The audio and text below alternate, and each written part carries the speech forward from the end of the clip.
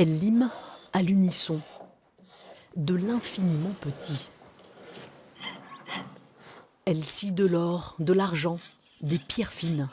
Est-ce que tu veux que je soude ou je reprenne ça? Ouais. Les duettistes travaillent sur une nouvelle collection, des bijoux faits main, des bijoux contemporains. Il y a beaucoup de textures, des fois c'est quasiment des défauts qui sont volontaires dans la pièce, donc on va trouver des pièces ce serait impossible de les faire à la machine, quoi. L'atelier, c'est la ville de Cagnes-sur-Mer qui le fournit aux artistes. Alice Magnin y transmet son savoir-faire à sa stagiaire. Elle va être trop belle. Elle y pratique des techniques plus ou moins anciennes, comme la manipulation de ce laminoir, une invention de Léonard de Vinci, qu'elle utilise pour aplatir une bille d'or. Elle ornera des boucles d'oreilles. Sa voisine d'atelier, elle, travaille à l'aiguille. Elle coud un bijou parure.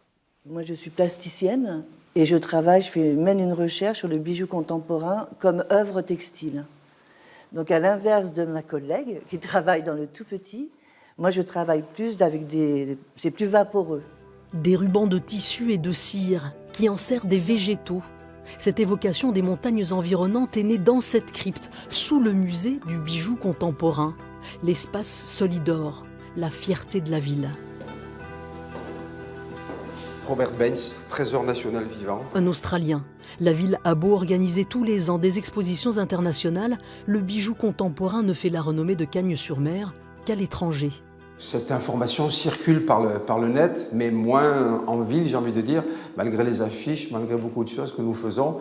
Mais il y a un travail structurel en permanence, et puis le fait que des artistes soient là en train de travailler, c'est très important pour nous aussi.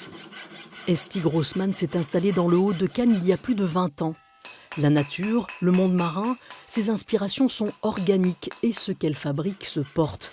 La Canadienne aimerait croiser plus de créateurs en ville.